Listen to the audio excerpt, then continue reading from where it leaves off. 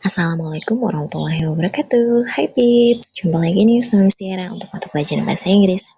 So guys, today we are going to learn about parts of speech. Apa sih itu Miss part of speech? Nah, teman-teman, kita bisa definisikan part of speech ini dengan pembagian kata atau kelas kata. Nah, kan kalau dalam bahasa Indonesia ada tuh pembagian kata, pembagian kalimat, dan segala macam. Dalam bahasa Inggris juga sama. Ada yang namanya part of speech atau pembagian kata. Nah, teman-teman, kalau dalam bahasa Inggris, pembagian kata ini nanti ada 9 bagian. The first one ada noun, ada verb, ada adjective, ada pronoun, ada adverb, ada article, ada preposition, ada conjunction, and interjection. Nah, di pertemuan kita kali ini, Miss akan bahas 5 dulu ya. Untuk sisanya kita bahas di pertemuan selanjutnya. Oke, the first one kita bahas dulu yang namanya nouns. A noun is a person, place, or thing. Jadi pembagian kelas kata yang pertama adalah noun. Noun itu artinya benda. Benda itu bisa person, bisa place, bisa thing. Person itu manusia ya. Contohnya, you can say girl, boy, teacher, dan lain-lain. Itu termasuk noun. And then ada place. Place itu tempat ya. Contohnya school, store, park, and etc. dan lain-lain. Kemudian ada thing. Contohnya bus, jacket, cat, dan lain-lain. Thing ini itu bisa terbagi lagi menjadi living thing and non-living thing. Kalau living thing berarti benda hidup, non-living thing berarti benda mati. Bus and jacket itu termasuk non-living thing ya, atau benda mati.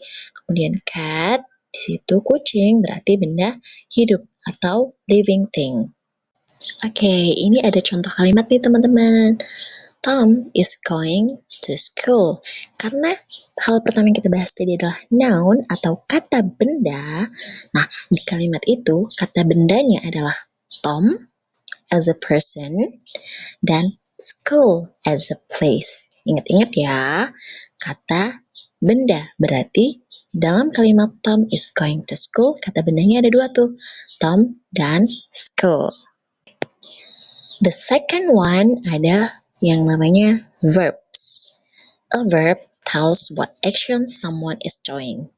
A verb also can express the state of being. Jadi, simpelnya teman-teman, verbs adalah kata kerja. Kalau noun tadi adalah kata benda, verb ini adalah kata kerja. Maksudnya adalah sesuatu hal yang dilakukan oleh someone atau dilakukan oleh seseorang. Verb di situ terbagi menjadi dua ya teman-teman. Ada action verbs, ada state of being verb. Nah, action verb itu contohnya ada run, lari, jump, lompat, think, berpikir, dan lain sebagainya. Pokoknya sesuatu yang dilakukan oleh seseorang, aktivitas kita sehari-hari, itu dinamakan action verbs. Itu masuk ke dalam kelompok action verb atau kata kerja. Ya, kemudian di situ ada state of being verb. Nah, state of being verb ini adalah kata kerja yang menjelaskan ya, teman-teman, yang menjelaskan kata sifat sifat seseorang atau kondisi seseorang.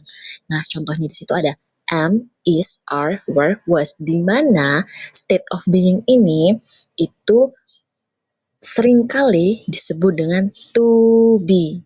Ya, state of being verb sama dengan to be. Nah, ini ada contoh kalimat lagi nih teman-teman. Contoh kalimatnya adalah he skipped to class. Dia melewatkan kelasnya.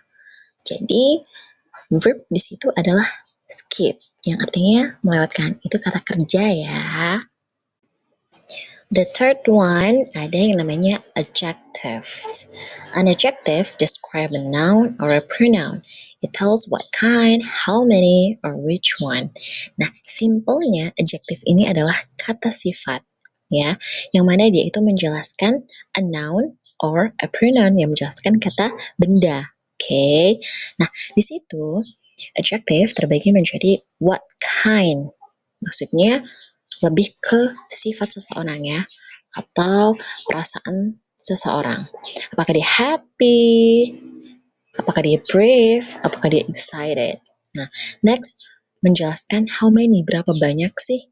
Nah, di situ ada three, more, less, dan lain sebagainya. Kemudian ada which one, yang mana gitu.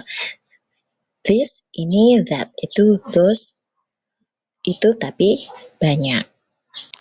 Jadi adjective ini tidak tidak hanya tentang dia cantik, dia pintar, tidak ya. Jadi di situ terbagi menjadi what kind, how many, or which one. Okay, for example, Sam is a good boy. Nah, adjective di situ adalah good, yang artinya baik. Di mana baik ini adalah kata sifat menjelaskan si Sam. Sam adalah noun-nya ya. Jadi adjective yang menjelaskan noun. Good itu menjelaskan si Sam-nya. Next, ada yang namanya pronouns. A pronoun is used in the place of a noun. It is an easy way to name a person, place, or thing. Jadi kan tadi ada yang namanya noun atau kata benda ya. Nah, ini namanya pronoun. Kalau pronoun ini itu biasanya digunakan untuk menggantikan kata benda itu biar tidak terjadi repetition, biar tidak terjadi pengulangan atau boros kata ya.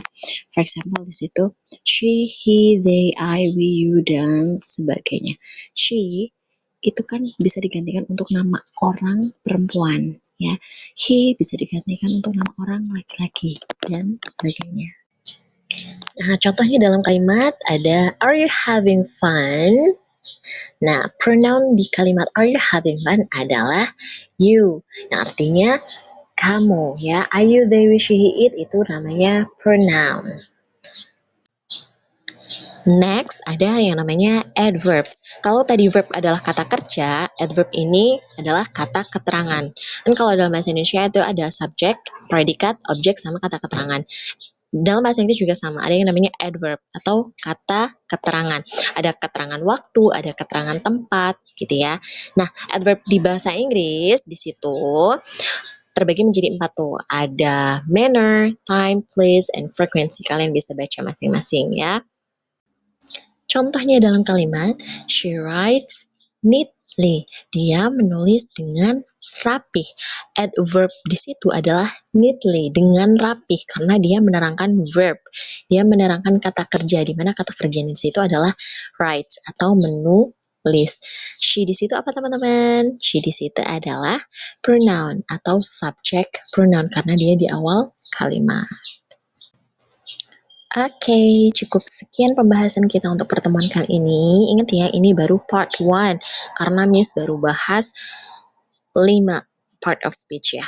Yang pertama tadi noun, kemudian verb, kemudian adjective, kemudian pronoun, dan the last one adalah adverb.